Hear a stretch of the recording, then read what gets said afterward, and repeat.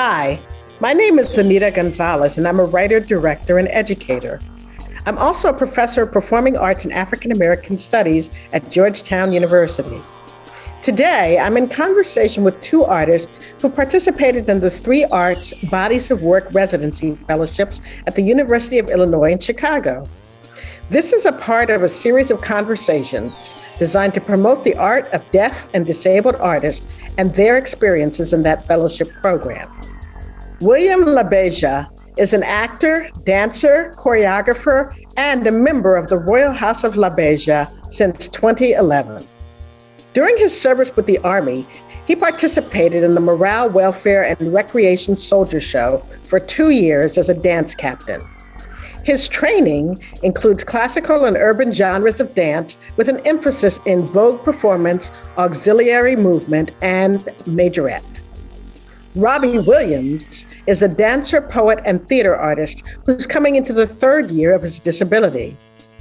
Before Wheelchair Life, Robby trained and danced Argentine tango. More recently, he's been working with Reinventability and Tango 21 Dance Theater to find the intersection of where tango and disability can meet. I wondered if you could take a moment to describe what your art is. My art is a form of healing, communication, as well as outreach to others so they may have the courage to one day find their voice, whether it be verbally or physically through movement. This is wonderful. I'm going to take that question and ask the same thing of you, Robby. Yeah, definitely. The art that I aim to create is something that is for everyone and by everyone. And I try to make that apparent in the works that I've been working on with my current dance troupe, Momenta. We aim to make pieces that include people of different backgrounds, different disabilities, different abilities, and different viewpoints in order to make collaborative pieces. I think it's beautiful that both of you are trying to find art that moves beyond yourself and that is able to connect with people in different ways. I wonder what drives you creatively to try to do that with your artwork. I've always been a person that I spoke more so with through my body than actually using my mouth. Growing up, I kind of shut myself off in the sense of like actually being able to communicate properly due to trauma. I can't let what has happened to me reflect who I am now and let that stand in the way of who I am and allowing others to see that, hey, you can push through anything. There's no limits, there's no boundaries. Just because you are what they consider the awkward one or the one that doesn't fit in, that doesn't mean that that is who you are and that's what controls you. You are the master of your fate, the captain of your soul. By doing the artwork itself, in a way, it helps to heal you by bringing it out and having you interact with other people. Exactly. It's causing me to like actually have the conversations that I've always been uncomfortable having, putting people in that uncomfortable position that I've always been in, where others couldn't relate because they didn't understand or they didn't want to understand, or they would rather just make fun of. Very nice, very nice. Robby, can you tell me a little bit about what drives you creatively? Actually, before we do, I do want to tack a little bit on to what Willyum was talking about. I think I was very lucky to be able to have to be a part of this 3 Arts journey at the same time as Willyum, because I got to see him go through his process. And we have very similar goals and very similar drives in that a lot of the art that we're creating, a lot of, like, even in the workshops we got a chance to run, the impetus is, how do you move? How do you understand your body? Where are you most comfortable? And how do you express that? So you've already touched a little bit about the fellowship with the 3 Arts and the Body of Work Residency, Robby. I wonder if you could talk about how the work that you and Willyum together and also individually relates to disability aesthetics. We're always dancing this line of, how does our disability inform the art piece? What is the intent behind it? And where do they intersect? Also, don't forget, is the disability aesthetic Maybe Slade. Don't forget the disability aesthetic. Can you see the disability aesthetic? Because for me, I know you don't actually see a physical disability aesthetic when you a physical disability when you see me. So it's like, where is the disability aesthetic?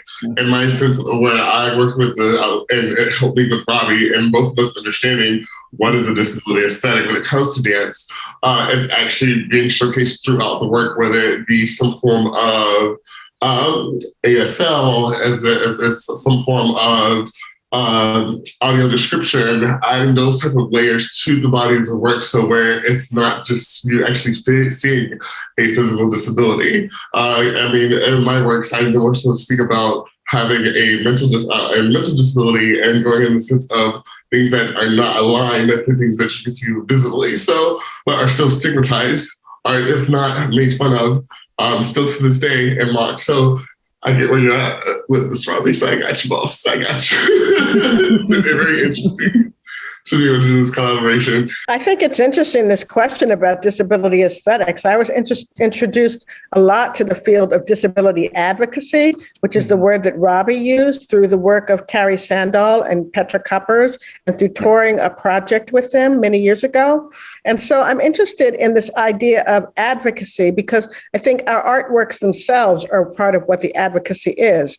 And I wonder how the advocacy has helped you to find a place within the Chicago disability arts community, or if you wanted to kind of like tease out this idea of aesthetics and advocacy. So for aesthetic and advocacy, I would say for me, it's the fact that, again, it's not a physical type of disability that you can actually see. It's mental, like that getting in contact and collaborating with those that are just like me that I didn't even know exist in Chicago. To be able to have this opportunity with and work with Robby, and also have those resources that are now giving me outlets to do homework, to have for my research on my work, it's been awesome. A big portion of it was of this fellowship and these projects were learning about the larger disability community around us. My main dance partner, Julia Cox-Haptenstall, it has invisible disabilities. So I was keyed into that. And so I wanted to make that a part of my art. So that's been an ongoing theme, is just all different disabilities, trying to figure out how to work that into an aesthetic. And to go to your original point, Miss Anita, on how advocacy and the aesthetics intersect, I think that they're kind of hand in hand. The more that we allow our disability aesthetics to show in our art, in our works, the more that gets visibility on this community, on who we are, what we are, where we are, and letting people know we're here. I think it's really interesting because in all kinds of advocacies, the more different representations that people see, the more they can begin to understand how the experience is a thriving space for the people who are involved in making the artwork. And I think that's wonderful. I want to know if there's any challenges that either of you have faced in gaining access or funding or training within your arts field. Like prior to the pandemic, everything was grand. Everything was great. I was just coming out with my first works in progress. And once the pandemic hit, it was like a whole, wait a minute, you have to transition everything. And however, like I can say, like I bounced back tremendously, and it's been a phenomenal experience. And out of all of this, art is kind of like made sure that I was able to push through it and just let me know that, hey, whatever I did in the past, like it's worked in my favor. Like sorry. It's a beautiful thing. Yeah. Well, but it's been amazing. It's been very blessing for me. Like especially even with this project, like this has been absolutely, like I can't trade it for anything. Like I am so humble and so blessed, and I'm just grateful and thankful for everything that's happened so far. The pandemic and all of that has made all of us reassess, like, who we are and how we want to be in the world, and also reminding us how important and healing this work is to do, to be in community, both within ourselves and with others. And I think that's a beautiful thing. I thank you for that. Do you have questions for each other? I mean, I'm hearing too that you guys spend a lot of time on Zooms with each other. So what questions do you have for each other? Willyum, how, like in moving from Chicago to Seattle, how have you navigated the avenues of connecting with the dance community there? Have you had any issues due to accessibility or any of that? No. Oh my God. So as far as art wise, it's been one of those things. As soon as everything opened up, like it was like a flood. Everything just started coming in. I actually just finished up a fellowship with CHU, where I was provided space in their downtown area, downtown residency studio, where I had 2.5 months of free studio space for 6 hours every Wednesday. I was able to actually host a workshop there, and I actually had some people that came through my 3 arts workshop that I did through this fellowship that came from California just to come to take class and like just do a whole key session with me. As well, I was at the space. I also just finished up my live camera, on camera acting class with Freehold Theater. And currently I am in production with a program here. I just can't say with what yet. There's a lot of things that are actually happening and manifesting here, just as well as back in Chicago. Like I'm in the process. I'm actually leaving next week to go to Boston to do teaching for TAPA performance schools in Providence, as well as doing a performance over there. And I mean, I moved to Seattle to be wanted back in Chicago and everywhere else, to be honest. So that's what's going to make them want me more. I still live there, but they're going to want me more if I'm not there. And it's kind of working in my favor. My question for you, Robby, would be, overall through this experience, like, could you just talk about your recent performance with the Counterbalance performance? Counterbalance, yes. Okay. Yeah, definitely. My director for Momenta had asked me to choreograph a piece that would be used for our annual fall show, Counterbalance, that happens here in Chicago. One of the things I really, really liked was that they were telling a story. And so one of my passions that I've kind of chased since I was a teenager was poetry. So I've done a lot of writing. And so I was like, okay, how do we make that accessible to more people? So we took a spoken word poem that I wrote, Am I My Pain? I feel my heart beat, and I hold my chest as I await the return of a feeling that's only just left. And though it has come and passed, the memory lingers, like a hot stovetop to a careless hand, or thorns to an unfortunate fingers. We workshopped this piece together where we were always near each other, but never touching until the end of the song, to represent this common experience that we all share of pain, but not being able to connect to each other because we close off. They face each other, arms before face, one hand gripping the other wrist, palms facing in, arms separate, lower to sides. Walk it off, be strong, that's the mentality. Our society teaches that vulnerability is weakness. Grin and bear it, it's a harsh reality. Conceal every malady. Let no one know what perturbs or disturbs your being. So you've already started the conversation now, Robby. You've brought us into what's next and what do you dream about for the future in terms of your own work. So I wonder if you wanted to say more about that before we move on to Willyum. What are you thinking about next? So at least right now, I'm working on a piece. This one's just a solo piece that I was asked to put together about recovery.